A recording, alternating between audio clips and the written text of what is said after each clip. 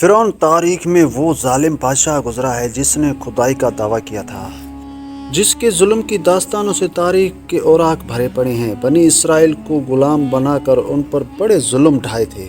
اپنی باندھی اور اپنی بیوی حضرت آسیہ رضی اللہ تعالیٰ عنہ پر ظلم کے پہاڑ توڑ کر ان کو شہید کر ڈالا تھا۔ آخرکار اللہ تعالیٰ نے اس کو اس کے تکبر کے ساتھ دریائے نیل میں غرق کر دیا، اس کی حکومت کو نصب و نابود اور تھس نس کر ڈالا، اور رہتی دنیا تک کے لیے اس کو عبرت کا نشان بنا کر یہ ثابت کر دیا کہ تکبر کا انجام صرف بربادی ہے اور تکبر صرف اللہ کی چادر ہے۔ فرعون کے محل میں ایک عورت فرعون کی بیٹیوں کے بال سنوارا کرتی تھی۔ ایک بار وہ فرعون کی بیوی کے بال سنوار رہی تھی کہ ان کے ہاتھ سے کنگھی نیچے گر گئی۔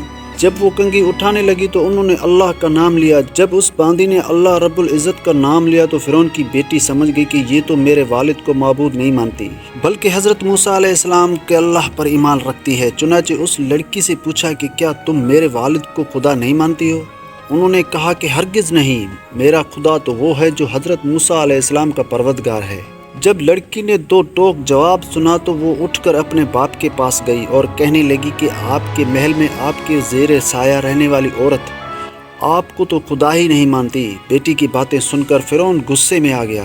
چنانچہ وہ کہنے لگا کہ میں دربار میں جا کر اس عورت کو ایسی سزا دوں گا کہ یا تو وہ موسیٰ علیہ السلام کے اللہ کو رب کہنے سے باز آئے گی یا پھر اپنی جان سے ہاتھ دھو بیٹھے گی۔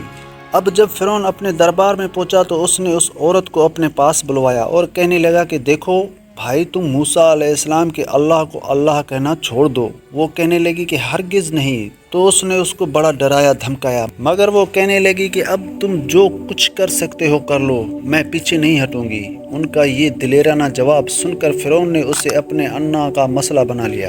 چنانچہ فرعون نے حکم دیا کہ اس کو زمین پر لٹا دیا جائے، تو انہوں نے زمین پر اس کو لٹا دیا گیا۔ پھر حکم دیا کہ ان کے دونوں ہاتھ پاؤں میں کیل گاڑ دیے جائیں۔ چنانچہ ان کے پاؤں میں کیل گاڑ دیے گئے تاکہ وہ حرکت نہ کر سکے۔ اسی دوران وزیر آیا اور اس نے فرعون سے کہا کہ اس کی ایک دودھ پیتی چھوٹی سی بچی بھی ہے، اگر اس کی بیٹی کو اس کے سامنے ہی قتل تو یہ اپنی ممتا سے مجبور ہو کر آپ کی بات مان جائے گی۔ اس کے بعد فرعون نے اس کی اس دودھ پیتی بچی کو گھر سے بلوایا اور اسے اس کے سینے پر لٹا دیا۔ پھر فرعون کہنے لگا کہ میں تمہارے اس بچے کو تمہارے ہی سامنے قتل کر دوں گا۔ اس باندھی نے فرعون کی اتنی بڑی دھمکی سن کر یہ کہنے لگی کہ اب میرا دل میں اتنا بھر چکا ہے کہ میں اپنی آنکھوں سے بیٹی کو خون میں لتا دیکھ سکتی ہوں، مگر میں اپنے ایمان کا خون نہیں دیکھ سکتی۔ چنانچہ باندھی کے سینے پر ہی ان کے معصوم بچی کی گردن کاٹ دی گئی۔ جب وہ بچی ٹھنڈی ہو گئی تو فرعون کہنے لگا اب ہم تمہیں قتل کر دیں گے۔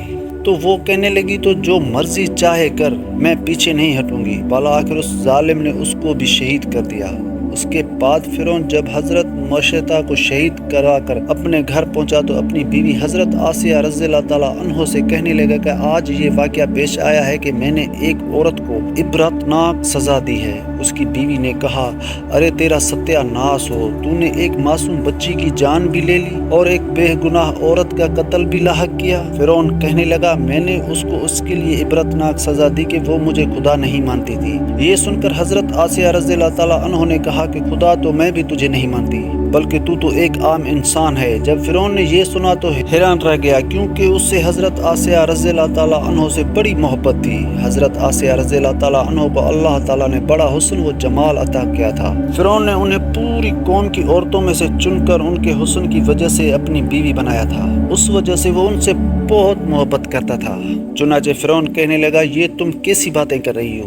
وہ کہنے لگی کہ میں بالکل ٹھیک کہہ رہی ہوں، کیونکہ تو جھوٹا ہے۔ پروردگار تو وہی ہے جس کا پیغام لے کر حضرت موسیٰ علیہ السلام تشریف لائے ہیں۔ فرعون نے یہ باتیں سنی تو اسے بہت غصہ آیا، لہٰذا کہنے لگا کہ میں تمہارا بھی وہی حشر کروں گا جو میں نے مشیطہ کا کروایا ہے۔ وہ کہنے لگی جو چاہتا ہے کر لے، میرا ساتھ میرا پروردگار ہے۔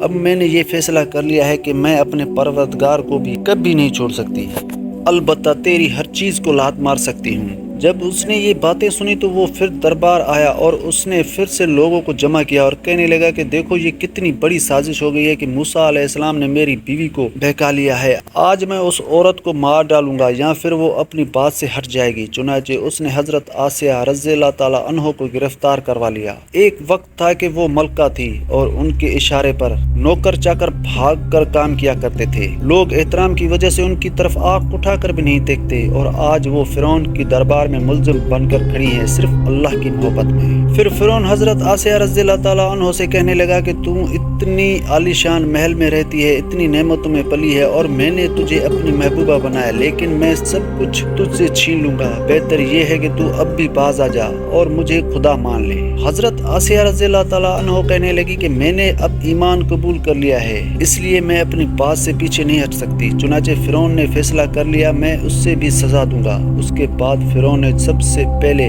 سزا کے طور پر انہیں رسوا کرنے کا فیصلہ کیا۔ چنانچہ اس نے کہا کہ سب سے پہلے اس عورت کے جسم سے لباس اتار دیا جائے۔ اب سوچنے کی بات یہ ہے کہ کسی مرد کو کہا جائے کہ تجھے لوگوں کے درمیان بے لباس کر دیں گے تو اس کو کیسی شرم آتی ہے، اور وہ چاہتا ہے کہ زمین پھٹ جائے اور میں اس میں سما جاؤں۔ اور عورت کے اندر تو اللہ تعالیٰ نے شرم و حیا زیادہ رکھی ہوئی ہے۔ فرعون نے اس کے جسم سے لباس اتروا دیا اور وہ کسی صورتحال کا شکار ہوئی۔ ایک طرف ایمان ہے اور دوسری طرف امتحان ہے، لیکن وہ ڈٹی رہی۔ فرعون نے کہا اچھا اگر اب بھی نہیں مانتی تو میں تجھے اس طرح کا عذاب دوں گا۔ چنانچہ فرعون نے کہا کہ اس کا منہ میرے محل کی طرف کر کے لٹا دو، تاکہ آخری وقت میں بھی نگاہیں اس کی میرے محل پر لگی رہیں، اور اس کے ذہن میں یہ بات رہے کہ میں ان نعمتوں کو ٹھکرا کر ذلیل اور خوار ہو کر مر رہی ہوں۔ لہٰذا انہیں فرعون کے حکم کے مطابق لٹا دیا گیا۔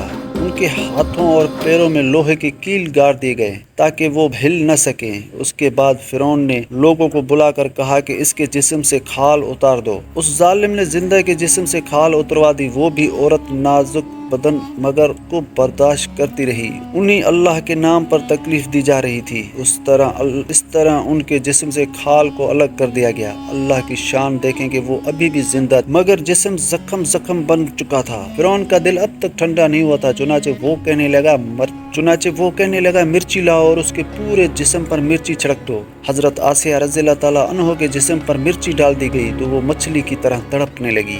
اسی تڑپنے کی حالت میں انہوں نے اللہ تعالیٰ کے حضور ایک دعا مانگی کہ اے اللہ، فرعون کا محل سامنے ہے اور وہ یہ کہتا ہے کہ ہم نے تمہیں اس محل سے نکال دیا، آج کے بعد تم اس محل میں نہیں جا سکو گی، اس لیے اے اللہ مجھے اس محل کے بدلے جنت میں تیرے پاس ایک گھر چاہیے، اور مجھے فرعون اور اس کے عمل سے نجات عطا فرما۔ اللہ تعالیٰ نے اسی حالت میں ان کو شہادت کے مرتبے سے پر فائز فرمایا اور جنت میں حضور اکرم صلی اللہ علیہ وسلم کی زوجہ محترمہ بنا دیا۔ پیارے دوستو، ماضی میں لوگوں نے کیسی قربانیاں دے کر اپنے ایمان کو بچایا ہے، ظلم کے پہاڑ سہ کر لیکن ایمان کو سودا نہ کیا، ہر باطل طاقت سے ٹکرا گئے لیکن اللہ کو ناراض نہ کیا۔ آج کئی گزرے دور میں ہم سے بہت سی چھوٹی قربانی مانگی جاتی ہے۔ کیا ہم اتنے احسان فراموش اور اتنے گئے گزرے ہو گئے ہیں کہ 5 وقت کی نماز بھی نہیں پڑھ سکتے؟ اللہ تعالی ہمیں عمل کی توفیق عطا فرمائے۔